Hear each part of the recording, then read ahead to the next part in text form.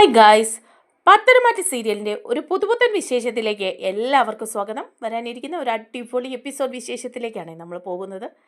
അങ്ങനെ നമ്മുടെ നയനയും അനന്തപുരിയിൽ നിന്ന് ആദർശിൻ്റെ അടുത്തേക്ക് പോന്നിരിക്കുകയാണ്. ഇനിയിപ്പോൾ ആദർശിനൊപ്പം എല്ലാ കാര്യത്തിനും നിൽക്കുകയാണ് കേട്ടോ നയന. അതുപോലെ നമ്മുടെ കിരണും കല്യാണിയും ആദർശിനൊപ്പം ഉണ്ട്. കിരണിൻ്റെതായ വഴിക്ക് ജ്വല്ലറി കയറി തന്നെ ഡേവിഡിനെ മനസ്സിലാക്കി എടുക്കുകയാണ്. അങ്ങനെ കിരൺ ഡേവിഡിനെ കുറിച്ച് കുറച്ച് കാര്യങ്ങളൊക്കെ പറയുന്നുണ്ട് കേട്ടോ നമ്മുടെ ആദർശിനോട്. അതേസമയം ആദർശ് ചില തീരുമാനങ്ങളൊക്കെ എടുക്കുകയാണ്. എങ്ങനെയായാലും സ്റ്റാൻലി മാർട്ടിൻ ജ്വല്ലറിക്കാരെ പോയി കണ്ട് ഈ കാര്യങ്ങളിലൊരു വ്യക്തത വരുത്തണമെന്നും നന്ദുവിൻ്റെ സഹായത്തോടുകൂടി ഗ്രീനെ കണ്ടെത്തിയാൽ ആരാണ് ഇതിൻ്റെയൊക്കെ പിന്നിലെന്ന് മനസ്സിലാക്കാൻ പറ്റുമെന്നും മനസ്സിലാക്കുകയാണ് ആദർശ്. അങ്ങനെ ആദർശ് അതിനായിട്ട് പുറപ്പെടുകയും അതിലെത്തിച്ചേരുകയും ചെയ്യാൻ കേട്ടോ. ആ വിശേഷങ്ങളാണ് നമ്മൾ പങ്കുവയ്ക്കാൻ പോകുന്നത്. നമ്മുടെ വീഡിയോ ഇഷ്ടമായാൽ ഒന്ന് ലൈക്ക് ചെയ്യണേ, ഹൈപ്പ് ചെയ്യണേ, ചാനൽ കൂടി ഒന്ന് സബ്സ്ക്രൈബ് ചെയ്ത് സപ്പോർട്ട് ചെയ്യണേ. അങ്ങനെ ആദർശ് നയനയോട് പറയാണ്, നയനി കിരണും കല്യാണിയും നമ്മുടെ ഒപ്പം ഉണ്ട് നമ്മളെ സഹായിക്കാനായിട്ട്. കിരൺ ജ്വല്ലറിയിൽ കയറി പറ്റിയിട്ടുണ്ട് കൺസ്ട്രക്ഷൻ്റെ പേരിൽ. അങ്ങനെ ഡേവിഡിൽ നിന്ന് ചില വിവരങ്ങളൊക്കെ അറിയാൻ പറ്റിയിട്ടുണ്ട്.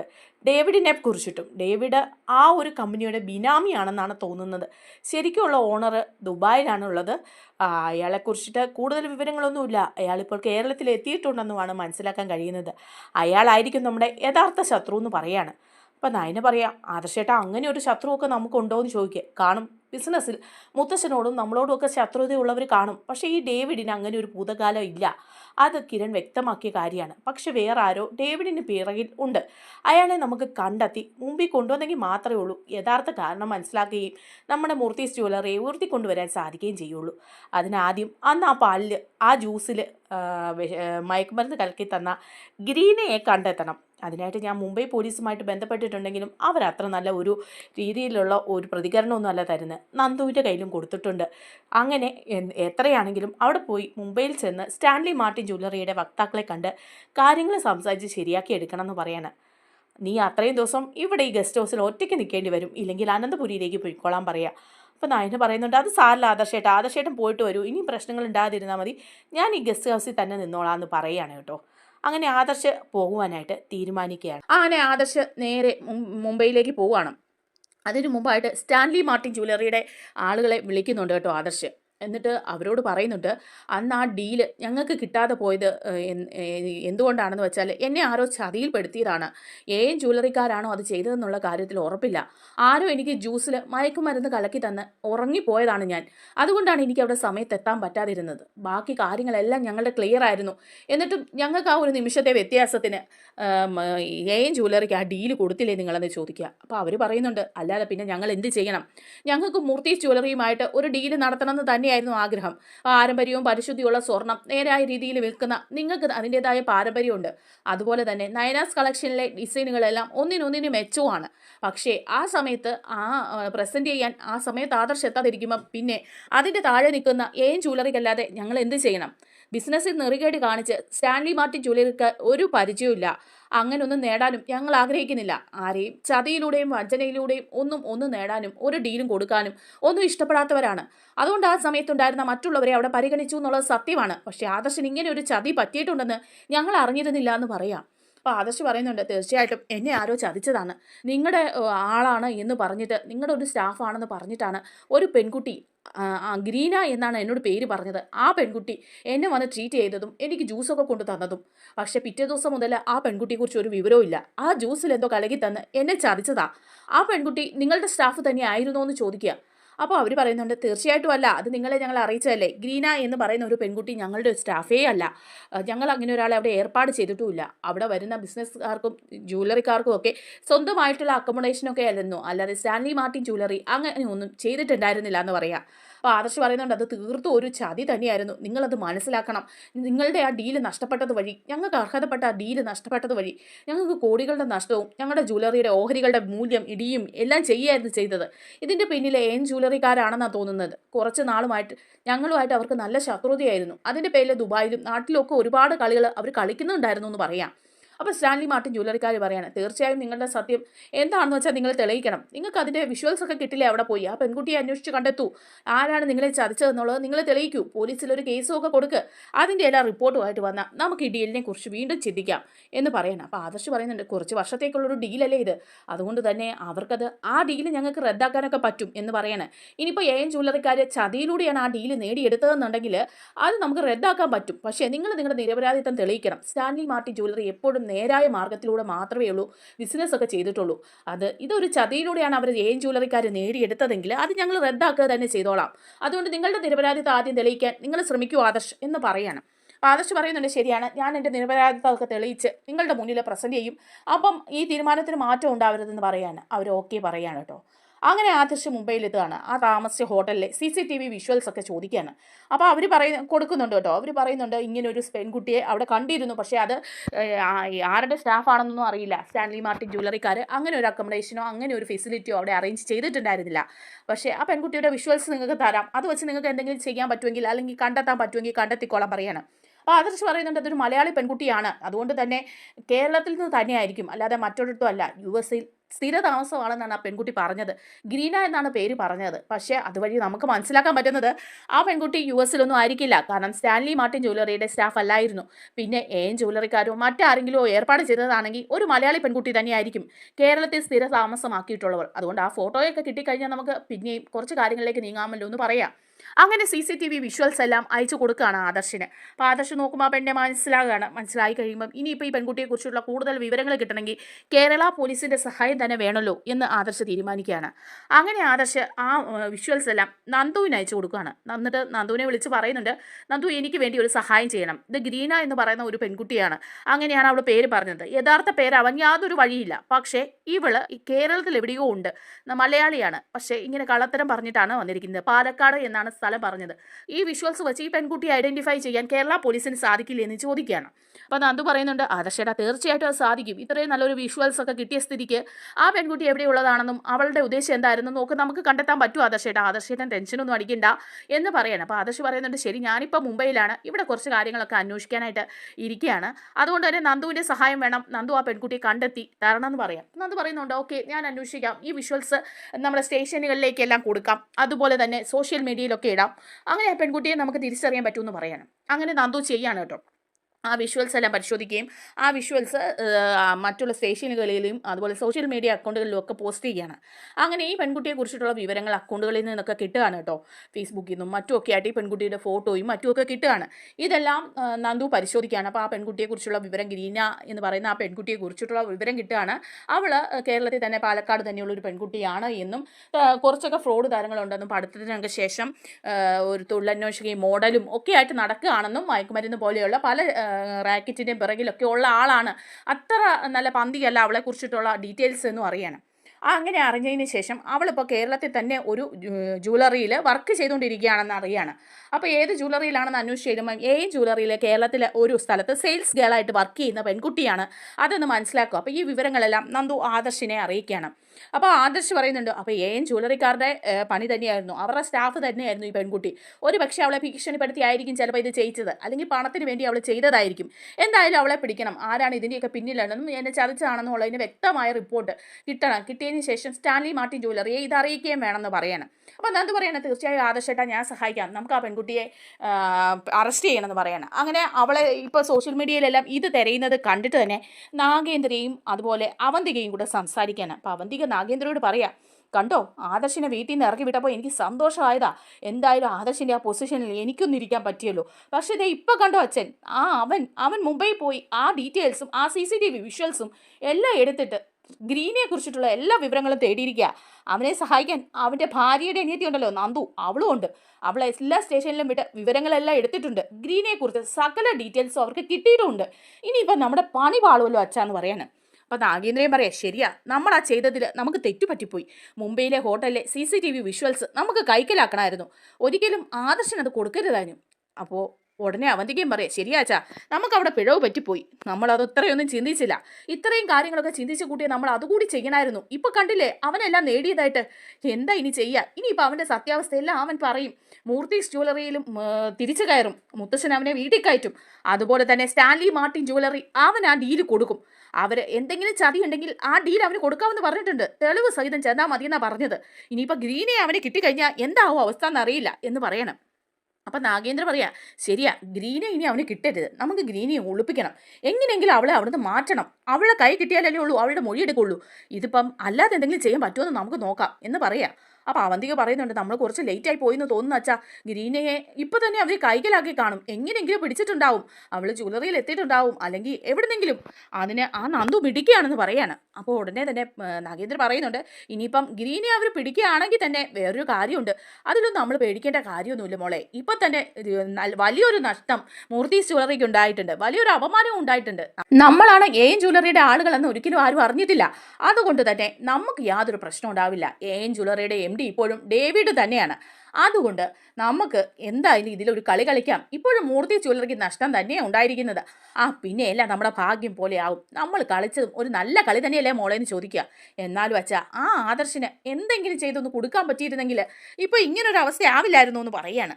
അപ്പോൾ അത് പറയുമ്പം നാഗേന്ദ്ര പറയുന്നുണ്ട്, മോളെ, ഇതിപ്പോൾ അവൻ പിടിക്കപ്പെട്ടാലും അവൻ തിരിച്ച് അനന്തപുരിയിൽ കയറിയാലും അവനെ ചതിച്ച് വീഴ്ത്താനുള്ള വഴികളൊക്കെ ഞാൻ കണ്ടിട്ടുണ്ട്. അനന്തപുരിക്കാർക്ക് എന്നേക്കുമായിട്ട് കണ്ണീരുണ്ടാകാനുള്ള വഴികളൊക്കെ ഞാൻ കണ്ടെത്തിയിട്ടുണ്ട്. അതൊന്നും ഓർത്ത് നീ പേടിക്കണ്ടെന്ന് പറയാണ്. അതേസമയം നന്ദുവും ആദർശും ഒക്കെ കൂടി ഗ്രീനയെ പിടിക്കാൻ പോവാണ്. അപ്പോൾ ഗ്രീനയെ കുറിച്ചിട്ട് വിവരം കിട്ടുകയാണ് കേട്ടോ, പാലക്കാട് ശാഖയിൽ എൻ ജ്വല്ലറിയിൽ വർക്ക് ചെയ്യുന്നുണ്ടെന്ന്. അങ്ങനെ നേരെ നന്ദുവും പോലീസുകാരും എൻ ജ്വല്ലറിയിൽ ചെല്ലുകയാണ്. എൻ ജ്വല്ലറി വളയാണ്. അപ്പോഴേക്കും ആദർശും അവിടെ എത്തുന്നുണ്ട് കേട്ടോ. അപ്പോൾ ഉടനെ നന്ദു അകത്ത് കയറുകയാണ്. ആരാണ് ഗ്രീന എന്ന് ചോദിക്കുക. അപ്പോൾ ഗ്രീനയെ മാറ്റാനുള്ള ശ്രമങ്ങളൊക്കെ നാഗേന്ദ്രൻ നടത്തിക്കൊണ്ടിരിക്കുന്ന സമയത്താണ് ഇത് സംഭവിക്കുന്നത്. അപ്പോൾ പറയുകയാണ്, അത് ഗ്രീനയെ കാണിച്ചു കൊടുക്കുകയാണ് സ്റ്റാഫ്. അപ്പോൾ പെട്ടെന്ന് ഗ്രീന ഇറങ്ങി ഓടുകയാണ്. ഗ്രീനയ്ക്ക് കാര്യം പിടികിട്ടുകയാണ്. ആദർശം കൂടെയുണ്ട്, അതുപോലെ തന്നെ നന്ദുവും പോലീസുകാരും എല്ലാം ഉണ്ടായിരുന്നപ്പോൾ തന്നെ ഗ്രീനയ്ക്ക് കാര്യം പിടികിട്ടുക. ഗ്രീനെ അവിടെ നിന്ന് ഇറങ്ങി ഓടാൻ തുടങ്ങുമ്പോഴേക്കും നന്ദുവും പോലീസുകാരും കൂടി ഓടിച്ചിട്ട് ഗ്രീനയെ പിടിക്കുകയാണ്. അപ്പോൾ ഗ്രീന കുതറി മാറാനൊക്കെ ശ്രമിക്കുന്നുണ്ടെങ്കിലും ആദർശം മുമ്പിലോട്ട് എത്തുകയാണ്. എന്നിട്ട് ചോദിക്കുകയാണ്, എടി ഗ്രീനെ, നീ എന്നെ ചതിക്കായിരുന്നല്ലേ? ആരായിരുന്നു ഇതിൻ്റെയൊക്കെ പുറകിൽ? എൻ ജ്വല്ലറിക്കാരാണല്ലേ? എൻ ജ്വല്ലറിക്ക് വേണ്ടി നീ എന്നെ ചതിച്ച് അത്രയും വലിയൊരു ഡീല് എനിക്ക് നഷ്ടപ്പെടുത്തുമായിരുന്നല്ലേ? നിനക്കറിയോ മൂർത്തീസ് ജ്വല്ലറിക്ക് എത്ര കോടി രൂപയുടെ നഷ്ടമാണ് അതുകൊണ്ട് ഉണ്ടായതെന്ന്? എന്നിട്ടിപ്പോൾ നീ ഇങ്ങനെ സുഖിച്ച് ജീവിക്കാമെന്ന് വിചാരിച്ചോ? നീ അകത്ത് കിടന്ന് അഴിയണമെന്ന് ആദർശ് പറയാ. അപ്പോൾ നന്ദു പറയുന്നുണ്ട്, ശരിയാ, ഇതിൻ്റെയൊക്കെ ശിക്ഷ എന്താണെന്ന് നിനക്കറിയാവോ? ആൾമാറാട്ടവും ചതിയും ഒക്കെ നടത്തി മുന്നോട്ട് പോകാമെന്നാണോ നീ വിചാരിച്ചത് എന്ന് ചോദിക്കുകയാണ്. അപ്പം ഗ്രീന പറയാ, ദേവിയത് എന്നെ ഉപദ്രവിക്കരുത്, എൻ്റെ അവസ്ഥ ഇതാണ്, എനിക്ക് വീട്ടിലേക്ക് ഒരുപാട് പ്രാരാബ്ദങ്ങളുണ്ട്, അമ്മയൊരു രോഗിയാണ്, ഇതൊക്കെ കാരണം പണത്തിന് അത്യാവശ്യം ഉണ്ടായിരുന്നു, അത് സത്യമാണ്. അതിൻ്റെ കൂടെ ഏൻ ജ്വല്ലറിക്കാർ പറയുമ്പോൾ എനിക്ക് ചെയ്യാതിരിക്കാനും പറ്റില്ല. എനിക്ക് പണം കൊണ്ട് ഒരുപാട് സഹായിച്ചിട്ടുള്ളവരാണ്. ഈ ഒരു കാര്യം ചെയ്തത് വഴി എനിക്ക് കുറേ പണം തരാമെന്ന് അവർ പറഞ്ഞു. അപ്പോൾ ഞാനത് ചെയ്തു. ചതിയാണ്, വഞ്ചനയാണെന്നൊക്കെ എനിക്ക് നന്നായിട്ടറിയാം. പക്ഷേ എൻ്റെ അവസ്ഥ ആർക്കും അറിയില്ല. വീട്ടിലൊരു നേരം അന്നം കിട്ടിയില്ലെങ്കിൽ സഹായിക്കാൻ ആരുമില്ല. അങ്ങനെയുള്ളപ്പം എനിക്ക് ചെയ്യേണ്ടി വന്നതാണ്. നിങ്ങൾ എന്നോട് ക്ഷമിക്കണം. ശരിക്കും സാറിനെ വഞ്ചിക്കുകയാണെന്ന് അറിഞ്ഞുകൊണ്ട് തന്നെയാണ് ഞാനത് ചെയ്തത് എന്നൊക്കെ പറഞ്ഞ് ഗ്രീനയും അങ്ങ് ഭയങ്കരമായിട്ട് സെൻറ്റി അടിച്ച് കരയാണ്. അപ്പോൾ ആദർശ് പറയുന്നുണ്ട്, നിനക്ക് പണത്തിന് വേണമെങ്കിൽ നീ ജോലി ചെയ്തുണ്ടാക്കണം, അല്ലാതെ ഇതുപോലുള്ള ചതിയന്മാർക്ക് നിന്ന് മറ്റുള്ളവരെ ചതിക്കല്ല ചെയ്യേണ്ടത്. നീ ചെയ്ത ചതിയുടെ ഫലം ഞാനല്ലേ അനുഭവിച്ചത്. അതുകൊണ്ട് നീ ഇനി അകത്ത് കിടന്ന് അഴിയണമെന്ന് പറയുമ്പോൾ പറയാണ്, ഞാൻ എവിടെ വേണേലും മാപ്പ് പറയാം, എവിടെ വേണേലും മൊഴി തരാം, സ്റ്റാൻലി മാർട്ടിൻ ജ്വല്ലറിക്കാരെ വിളിച്ച് സത്യാവസ്ഥയെല്ലാം ഞാൻ പറയാം. പക്ഷേ നിങ്ങൾ എന്നെ ഉപദ്രവിക്കരുത്, എന്നെ വെറുതെ വിടണം, ഇനി എന്നെ ജയിലിൽ അടയ്ക്കരുത്. എൻ്റെ അമ്മയ്ക്ക് അസുഖമായിട്ട് കിടക്കുന്നതാണ്, ആരും ഒരു തുണയില്ല, അതുകൊണ്ട് അങ്ങനെ ഒന്നും ചെയ്യരുതെന്ന് ഗ്രീന പറയാം.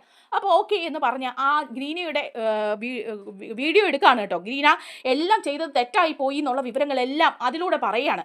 അങ്ങനെ അത് സ്റ്റാൻലി മാർട്ടിൻ ജ്വല്ലറിക്കാർക്ക് അയച്ചു കൊടുക്കുകയാണ്. അത് മാത്രമല്ല, പോലീസിൻ്റെ സർട്ടിഫിക്കറ്റ്, അതുപോലെ തന്നെ CCTV വിഷ്വൽസ്, എല്ലാ തെളിവുകളും അയച്ചു കൊടുക്കുകയാണ്. അങ്ങനെ സ്റ്റാൻലി മാർട്ടിൻ ജ്വല്ലറിക്കാർക്ക് മനസ്സിലാകാണ് കേട്ടോ ആദർശിൻ്റെ നിരപരാധിത്വം, അതുപോലെ എൻ ജ്വല്ലറിക്കാരുടെ ചതിയും മനസ്സിലാകാണ്. അങ്ങനെ ചതിയിലൂടെ എൻ ജ്വല്ലറിക്കാർ ഇതെല്ലാം നേടിയത് കൊണ്ട് തന്നെ അതെല്ലാം തിരിച്ചെടുക്കാനും ആ ഡീല് മൂർത്തീസ് ജ്വല്ലറിക്ക് കൊടുക്കാനും വേണ്ടിയിട്ട് തീരുമാനിക്കുകയാണ് നമ്മുടെ സ്റ്റാൻലി മാർട്ടിൻ ജ്വല്ലറി.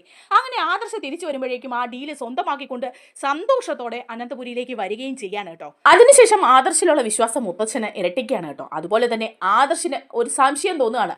പല കാര്യങ്ങളിലും മൂർത്തീസ് ജ്വല്ലറിയിലെ പല വിവരങ്ങളും മെയിൻ ജ്വല്ലറിക്കാർ അറിയുന്നുണ്ട്. അതിന് മൂർത്തീസ് ജ്വല്ലറിയിലും അല്ലെങ്കിൽ മൂർത്തീസ് ജ്വല്ലറിയിലോ അല്ലെങ്കിൽ അനന്തപുരിയിലോ ഉള്ള ആരെങ്കിലും ആയിരിക്കണം ഈ സഹായം ചെയ്തു കൊടുക്കുന്നതെന്ന് ആദർശിന് സംശയം തോന്നുക. അങ്ങനെ ആദർശ് അത് അനിയോട് പറയുന്നുണ്ട്, അനി ഇങ്ങനെ ഒരു ചതി ഇവിടെ മണക്കുന്നുണ്ട്. ഒന്നെങ്കിൽ നമ്മുടെ ജ്വല്ലറിക്കുള്ളിലുള്ള ആരോ അല്ലെങ്കിൽ നമ്മുടെ വീട്ടിലുള്ള ആരോ അവർ ശരിക്കും ജ്വല്ലറിക്കാരെ സഹായിക്കുന്നുണ്ട്. അതുകൊണ്ടാണ് നമ്മുടെ ഇവിടുത്തെ വിവരങ്ങളെല്ലാം ജ്വല്ലറിക്കാരെ അപ്പാപ്പ അറിയുന്നത്. അതാരാണെന്ന് നമുക്ക് കണ്ടെത്തേണ്ടതായിട്ടുണ്ടെന്ന് പറയാണ്. അപ്പം അനിയും പറയുന്നുണ്ട്, ശരി ആദർശേട്ടാ, ആദർശേട്ടൻ ഇല്ലാത്ത സമയങ്ങളിൽ ഞാനിവിടെ എം ഡി കസേരയിൽ ഇരുന്നപ്പോഴും എനിക്കും അത് തോന്നിയിരുന്നു. പലപ്പോഴും ആരോ ചതിക്കുന്നതായിട്ട്. നമ്മുടെ ഇവിടുത്തെ ഓരോ വിവരങ്ങളും ഓരോ കോൺട്രാക്റ്റുകളെ കുറിച്ചും ഡീലുകളെ കുറിച്ചിട്ടും എഗ്രിമെൻറ്റുകളെ കുറിച്ചിട്ടും ഒക്കെ ജ്വല്ലറിക്കാർ അപ്പാപ്പ അറിയുന്നുണ്ട്. അതിന് പിന്നിൽ മറ്റാരൊക്കെയോ ഉണ്ടെന്ന് പറയാണ്. അപ്പോൾ അനി തന്നെ പറയുന്നുണ്ട്, അത് അബിയായിരിക്കും. അബി ആവാനേ സാധ്യതയുള്ളൂ, അവനെ കൊണ്ട് ഇതൊക്കെ പറ്റുള്ളൂ എന്ന് പറയാം.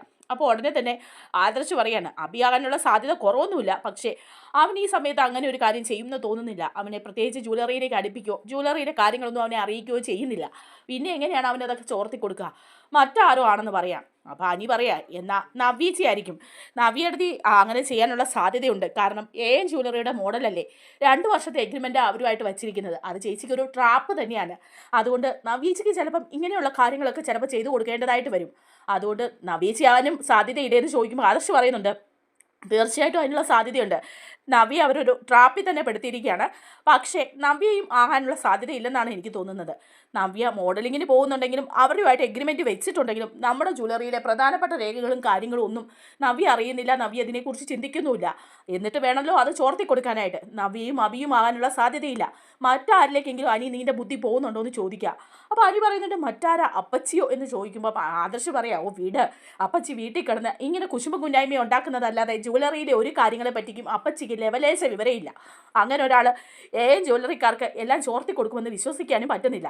മറ്റാരെക്കുറിച്ചെങ്കിലും ചിന്തിക്കും, നമ്മുടെ ജ്വല്ലറിക്കകത്തുള്ള ആരെക്കുറിച്ചെങ്കിലും എന്ന് പറയുമ്പം അനി പറയാണ്, പിന്നെ പുറത്തുനിന്ന് വന്നതായിട്ടുള്ളത് അവന്തികയാണ്. അപ്പച്ചിയുടെ മോൾ അവന്തിക. അപ്പച്ചിയുടെ സ്വഭാവം അവളുടെ ഉള്ളിലും ഉണ്ടോയെന്ന് നമ്മൾ അന്വേഷിക്കേണ്ടതെന്ന് ചോദിക്കുക. അപ്പോൾ ആദർശ് പറയുന്നുണ്ട്, അത് ശരി തന്നെയാണ്, പക്ഷേ അവന്തിക അങ്ങനെ ചെയ്യുമെന്ന് തോന്നുന്നില്ലല്ലോ. മുത്തശ്ശൻ്റെ പ്രിയപ്പെട്ടവളല്ലേ, മുത്തശ്ശൻ ഒരാളെ ശരിക്കും മനസ്സിലാക്കിയതിന് ശേഷം മാത്രമേ ഉള്ളൂ എല്ലാ കാര്യങ്ങളും ഏൽപ്പിക്കുകയുള്ളൂ. അവന്തിക അങ്ങനെ തന്നെയാണ്. അവന്തിക ജ്വല്ലറിയിലെ കാര്യങ്ങൾ നല്ല മര്യാദയ്ക്ക് തന്നെ നോക്കുന്നുണ്ട്. അങ്ങനെയുള്ളപ്പോൾ അവന്തിക ആകാനുള്ള സാധ്യത ഉണ്ടോ അനിയെന്ന് ചോദിക്കുക. അപ്പോൾ അനി പറയുന്നുണ്ട്, ഉണ്ടാകാതിരിക്കാനുള്ള സാധ്യതയില്ല. അപ്പച്ചിയുടെയൊക്കെ രക്തമല്ലേ, ആ സ്വഭാവ ഗുണം കാണാതിരിക്കില്ലല്ലോ. അവന്തിക ഒന്ന് ശ്രദ്ധിക്കുന്നത് നല്ലത് ആദർശേട്ടാ. എനിക്ക് അവന്തികയുടെ കാര്യത്തിൽ ചില സംശയങ്ങളൊക്കെ ഉണ്ട്. അവൾ ചിരിച്ച മുഖമായിട്ട് നിൽക്കുന്നുണ്ടെങ്കിലും അവൾ അവളുടെ ഏട്ടനും അമ്മയ്ക്കും ഒക്കെ തന്നെയാണ് സപ്പോർട്ട് എന്ന് പറയണം. അപ്പോൾ ആദർശ് പറയുന്നുണ്ട്, എന്നാൽ നമുക്ക് ഇന്നോട്ട് അവന്തിക ഒന്ന് ശ്രദ്ധിക്കണം. അവളാണ് ഈ ചതി ചെയ്യുന്നതെങ്കിലും അവൾക്ക് ജ്വല്ലറിയായിട്ട് എന്തെങ്കിലും ബന്ധമുണ്ടോ എന്ന് അറിയുന്നില്ലെങ്കിൽ നമ്മുടെ ജ്വല്ലറി പൂർണ്ണമായിട്ടും തകരും എന്ന് അനിയോട് പറയുക. അങ്ങനെ അവർ അവന്തികയെ ശ്രദ്ധിക്കുമ്പം അവന്തികയ്ക്ക് കുറച്ച് പ്രത്യേകതകളൊക്കെ തോന്നുകയാണ്. എപ്പോഴും കോൾ ചെയ്യുക, ഓരോ കാര്യങ്ങളും ജ്വല്ലറിയിലെ ചോദിച്ചറിയുക, എപ്പോഴും പുറത്തേക്ക് പോവുക, അങ്ങനെയുള്ള കാര്യങ്ങളൊക്കെ ഇവർ രണ്ടുപേരും ശ്രദ്ധിക്കുകയാണ് കേട്ടോ. അതിൻ്റെ ഒപ്പം ദേവയാനിക്കും അവന്തികയെ ചില സംശയങ്ങളൊക്കെ തോന്നുക. ദേവയാനിയും ആദർശിനോട് പറയുന്നുണ്ട്, മോനെ, ഈ അവന്തികയെ അങ്ങനെ പൂർണ്ണമായിട്ടും വിശ്വസിക്കാൻ പറ്റുമെന്ന് തോന്നുന്നില്ല. അവൾ ചില രഹസ്യമായിട്ട് മാറി നിന്ന് പല കോളുകളും ചെയ്യുന്നത് ഞാൻ കണ്ടിട്ടുണ്ട്. അത് ആരോടാണെന്ന് അറിയില്ല. ബിസിനസ് കാര്യങ്ങൾ തന്നെയാണ് അവൾ പറയുന്നത്, അല്ലാതെ മറ്റൊന്നുമല്ല. ഞാൻ പലപ്പോഴും ശ്രദ്ധിച്ചിട്ടുണ്ട്. എപ്പോഴും കോള് വന്നതിന് ശേഷം അവൾ പുറത്തേക്ക് പോവുകയൊക്കെ ചെയ്യുന്നുണ്ട്. എന്തോ ഡീലുകളൊക്കെ അവൾ നടത്തുന്നുണ്ടോ എന്ന് എനിക്ക് സംശയമുണ്ട്. ഒരിക്കലും അവളെ നമുക്ക് വിശ്വസിക്കാൻ പറ്റില്ല മോനെ. അതുകൊണ്ട് അവളെ ഒന്ന് ശ്രദ്ധിക്കുന്നത് നല്ലതായിരിക്കും എന്ന് പറയണം. അപ്പോൾ ആദർശ് പറയുന്നുണ്ട്, ഞാനും അനിയും ആ കാര്യങ്ങളൊക്കെ ശ്രദ്ധിക്കുന്നുണ്ട് അമ്മയെന്ന് പറയുക. അങ്ങനെ ഇരിക്കുമ്പോഴാണ് അവന്തികയെക്കുറിച്ച് നല്ല സംശയം തോന്നിയിട്ട് അനിയോട് ആദർശ് പറയാണ്, അനി ഒരു കാര്യം ചെയ്യണം, അവന്തികയെക്കുറിച്ച് കുറച്ച് ഡീറ്റെയിൽസ് എടുക്കണം. അവൾ ആരെയാണ് എപ്പോഴും ഫോൺ ചെയ്യുന്നതെന്നും ഏത് ഫോൺ നമ്പറിലേക്കാണ് കൂടുതൽ കോള് പോകുന്നതെന്നും ഒക്കെയുള്ള വിവരങ്ങൾ നന്ദു വഴി നമുക്ക് കിട്ടാൻ സാധ്യതയില്ലെന്ന് ചോദിക്കുക. അപ്പോൾ അനി പറയുന്നുണ്ട്, തീർച്ചയായിട്ടും നന്ദു വിചാരിച്ചാൽ അത് കിട്ടും. സൈബർ സെല്ലിൽ അന്വേഷിച്ചാൽ ആ വിവരങ്ങളൊക്കെ നമുക്ക് കിട്ടും. അതുപോലെ തന്നെ അവൾ യാത്ര ചെയ്യുന്ന സ്ഥലങ്ങളും CCTV വിഷ്വൽസും ഒക്കെ കിട്ടുകയാണെങ്കിൽ ആരുടെ അടുത്താണ് അവൾ പോകുന്നതെന്നും ആർക്കാണ് നമ്മുടെ വിവരങ്ങൾ ചോർത്തി കൊടുക്കുന്നതെന്നും ഒക്കെ അറിയാൻ പറ്റും എന്ന് പറയണം. അനി പറയുന്നുണ്ട്, ശരിയാ നമുക്ക് നന്ദുവിനെ തന്നെ സമീപിക്കാമെന്ന് പറയാണ്.